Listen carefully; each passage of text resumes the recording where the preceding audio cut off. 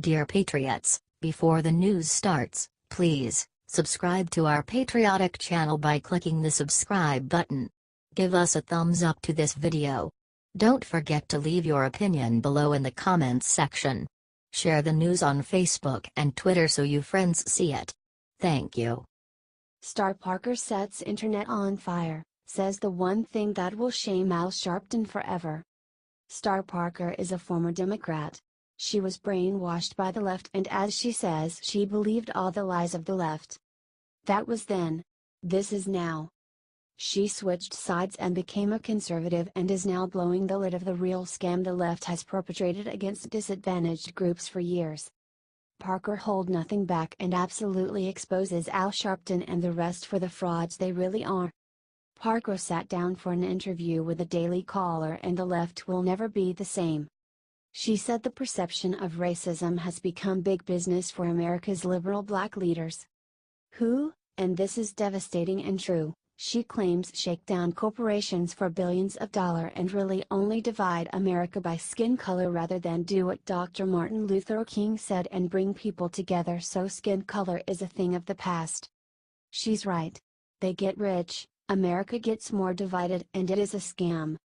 She listed some lies she was told when she was on the left, including, the poor are poor because the wealthy are wealthy, that my problems were somebody else's fault, and that America was racist. These lies she believed led her to hopelessness and despair that led to drugs, crime, risky sexual activity, and a dependence on welfare. And she is 100% correct. The left does not want to help, or maybe they did at one point, but their programs backfired in such a way they now depend on these lies to keep them in power. She found God and conservatism and has turned her life into the American dream realized. Which is what happens when you break free of the lies the left uses to subdue a population and cling to power. Share if you agree.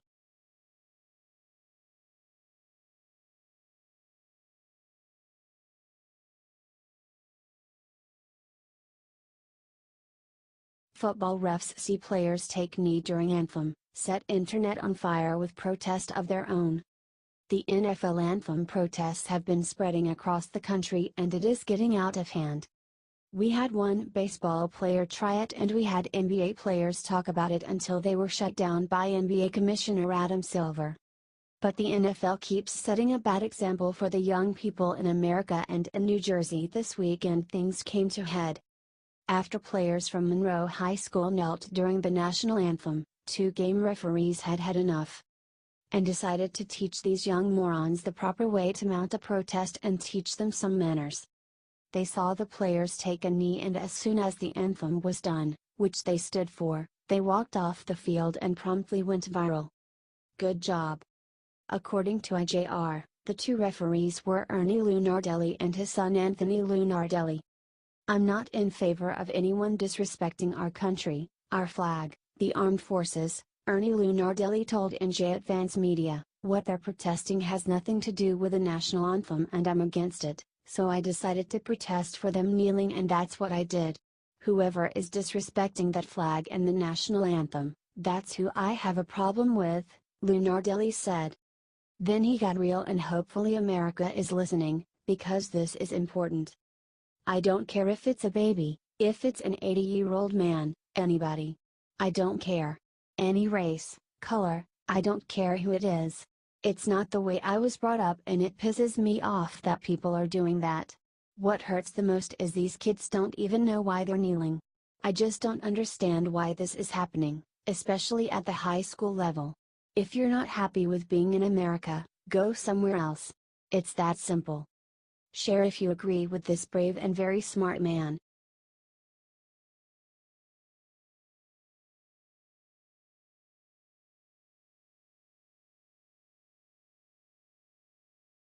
After bashing Trump all summer, George Clooney gets humiliated by Middle America.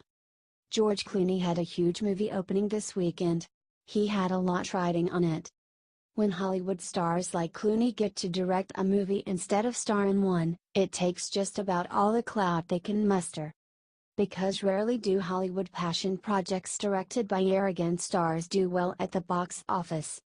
Some do, most make their money back, and some get humiliated. Which is what just happened to George Clooney's new movie Suburbicon. After months of relentlessly bashing President Trump, middle America hit back hard and totally embarrassed the humble Clooney. According to The Hollywood Reporter, the movie is a total flop. A dud of the highest order. Clooney's vanity project is a total debacle, bringing in just $2.8 million from 2,045 theaters. That's as bad as it gets and is the worst box office haul any of the movies Clooney has directed. The worst opening of his directorial career, and it marks the second worst opening of Matt Damon's career. But it gets worse, much worse. Suburbicon lost to a much smaller movie, Thank You for Your Service, in a Hollywood shocker. Although they shouldn't be shocked because that movie is a patriotic look at the lives of our returning soldiers and was directed by American sniper writer Jason Hall. Middle America has spoken, and we just sent Clooney running back to Hollywood with his tail between his legs, and he deserves it. Share if you agree.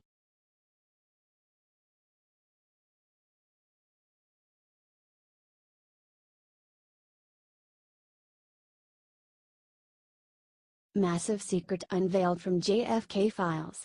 Look which Democrat president was in the KKK.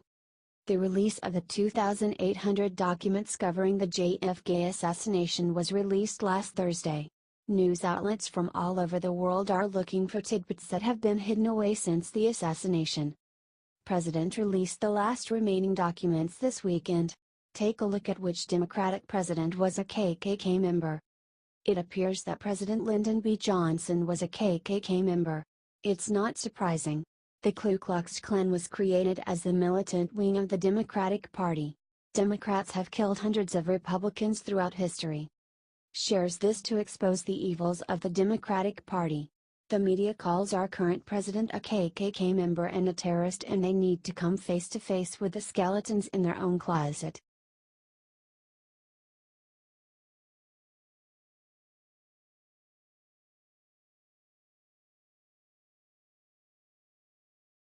Shock report, Roger Goodell to be axed soon, look which coach will take his place.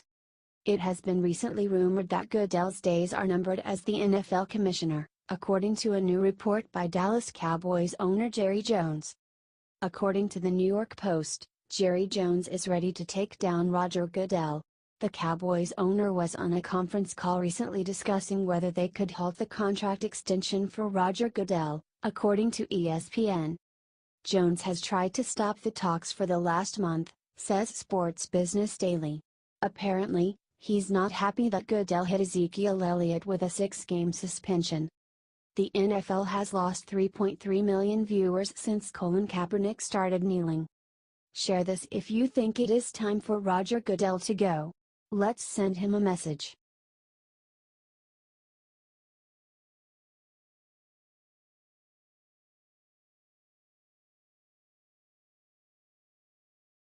Melania just did something incredible to the White House that everyone is going to love. Happy Halloween from the White House. Melania Trump just posted a festive picture on Instagram showing some of the White House's new spooky decor. The White House released a statement welcoming ghosts and goblins of all ages to the South Lawn for a Halloween event on Monday, October 30th. School children from various local schools and military families have been invited to attend this special event. The rest of the statement reads: during this event, trick-or-treaters will enjoy seeing the South Portico decorated in spider webs, creating a festive look and feel. There will also be bats and orange pumpkins with profiles of past presidents. Fog will fill the air, and the trees and south facade will be lit with different colors throughout the night. The President and First Lady will hand out cookies created by the White House Pastry Kitchen, as well as presidential M&Ms and other candies. Various departments and agencies such as the United States Secret Service, National Aeronautics, and Space Administration, Federal Emergency Management Agency, National Park Service, and the Department of Education will also be on hand to give out various items and participate in the festivities. Sounds like it's going to be an amazing event, with lots of fun for the kids in the first family. I was curious about the decorations myself, so I hopped over to the White House to see how things looked from the outside. It was really a nice job. You can see the giant spiders and cobwebs from the street. Love the decorations? Love the drums? Love Halloween? Share it out.